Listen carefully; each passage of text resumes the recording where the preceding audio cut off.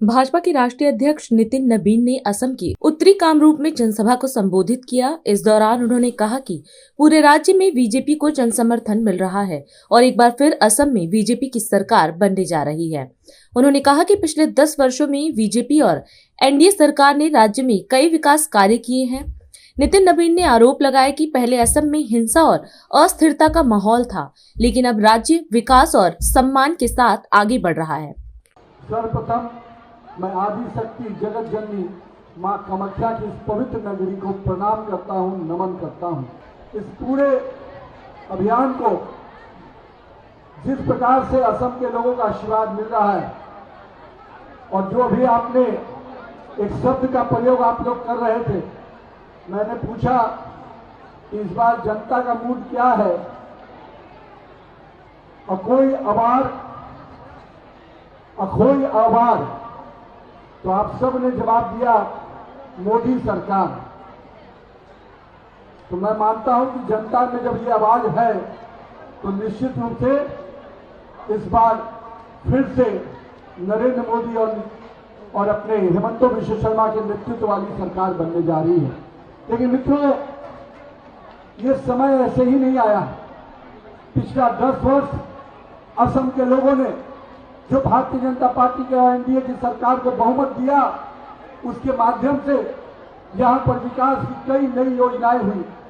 और मैं मानता हूं 10 वर्ष पूर्व का जो असम था, जिसमें केवल हिंसा, जिसमें आंदोलन और जिसमें हम कह सकते हैं कि यहां के लोगों को अपमानित होना पड़ता था, उन सब से बाहर निकालकर असम के लोगों को विकास के साथ, सम्मान के साथ, विरासत के साथ आगे बढ़ाने का काम हमारी नरेंद्र मोदी और अपने हेमंत बिश्व शर्मा की सरकार कर रही है। जब कांग्रेस का दौर था तो न रोटी मिल रही थी, न बेटी और माटी को सुरक्षा मिल रही थी।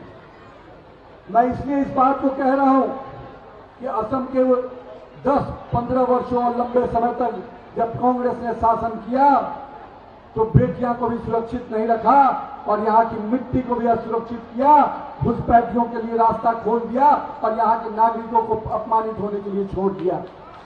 लेकिन आपकी हेमंत बिश्व शर्मा की सरकार, मुझे तो मालूम हुआ कि अपने मुख्यमंत्री जी का पुराना क्षेत्र यही है, और अगर पुराना क्षेत्र ये है तो उनके मन में इस क्षेत्र के प्रति कितना लगाव होगा और यहाँ की जीत भी उसी प्रकार की होनी चाहिए।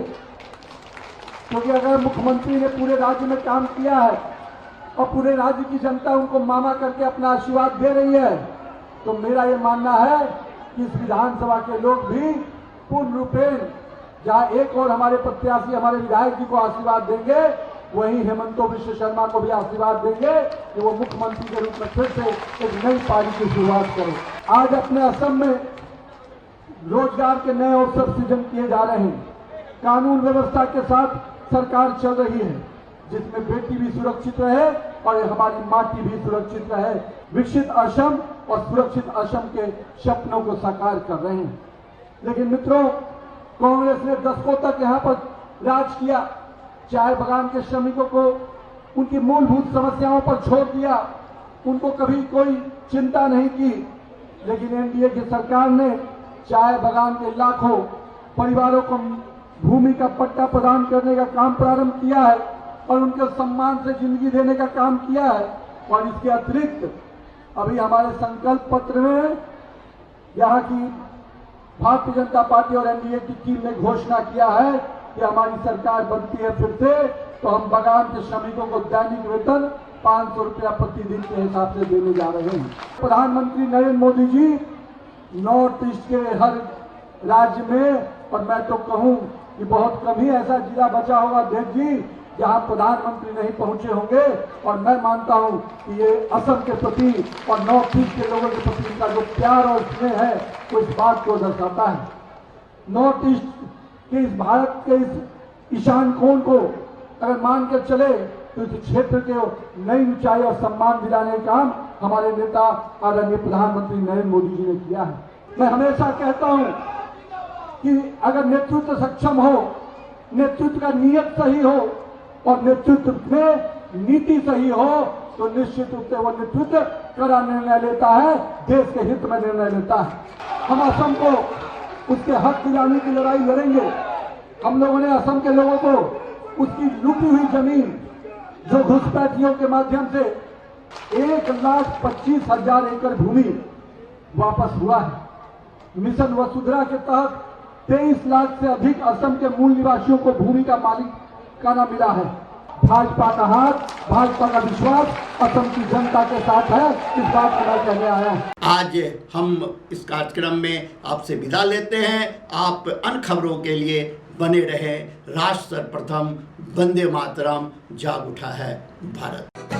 राष्ट्र सर्वप्रथम, राष्ट्र सर्वप्रथम, राष्ट्र सर्वप्रथम, राष्ट्र सर्वप्रथम।